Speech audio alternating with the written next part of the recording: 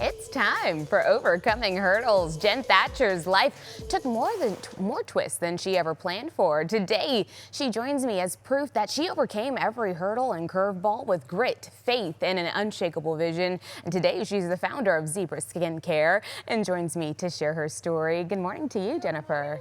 So glad to have you here. So let's talk about your life, because you have talked about you living through multiple chapters, from finance to art, and now you're on this completely new mission with skincare. I mean, so many different experiences. And so what really set the stage for your mindset to think, okay, I can do this, I can do this, I can do this, let's keep evolving? Yeah, so originally my career in finance was amazing, and then I wanted to stay home with my children. I kind of fell into art by accident, just becoming a local artist in Dallas. I loved what I was doing. But then it grew into a worldwide art business, and I was super busy, absolutely loved everything about it. And then 3 of my kids started with health challenges, and 2 of them were just very sudden and shocking.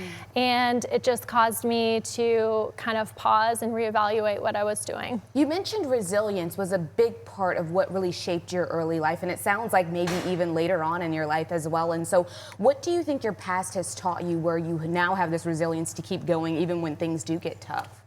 So I think it's multiple things. I think first and foremost, it's faith, knowing that, God is always with us on these journeys, and it may not always look like we thought it was going to look, but when we honor him and we serve him and we're seeking his will, it's always going to work out for the good. You can never go wrong with God on your side. Exactly. And then also just, I'm kind of unafraid to try new things, unafraid to fail. And I think if there's something that needs to be done, something that needs to be fixed, I definitely always want to figure out a way to fix it and help people in the process. I think a lot of moms feel that way. They want to be the fixer in their children's life, in their spouse's life, in their own life. I want to get back to your children for a second, because you mentioned that your children suffered from 3 different diagnoses. 2 of them ended up being rare medical diagnoses. And so can you expand upon what exactly happened there?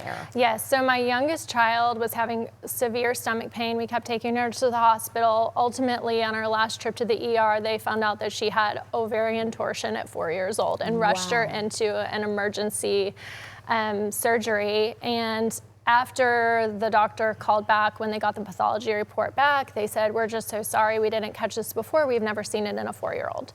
Never." So that was just so rare, and that sent me kind of down a rabbit hole of, well, if never, then why?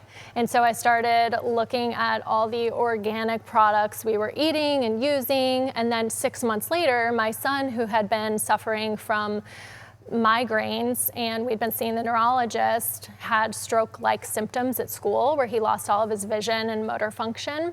So I took him to the ER that day, and after 13 hours, they came back and said he had a mass on his brain. And so that led us down a journey of trying to figure out what it was, what caused it. We ended up opting to do the brain surgery, and right after the brain surgery, the brain surgeon came to us and said this was incredibly rare. This was 1 of 26 in the world by my estimation. And so when he got home after 12 days in the hospital, I wanted to make sure that everything we were putting in and on his body, food, products, all the things, were as healthy as could be to support his detox. But I had already been using products and eating food that I thought was healthy. And what I realized when I looked at these ingredients on these products is that so many products are mismarketed or misleading into making people think they're healthier than they actually are. Can I ask you, because I know as you're telling me this story, I'm saying, wow, because every time you say something rare, I'm like, okay, wow, and so tell me, in that moment, how do you go about reassuring your children that everything is going to work out and be okay? How do you reassure yourself and your family?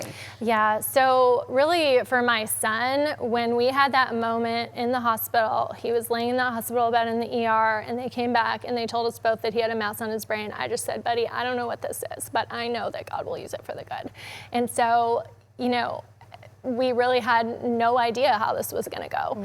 It could have, ultimately ended up in him not surviving. But at the end of the day, life is a gift, and we just have to honor God in all of our circumstances.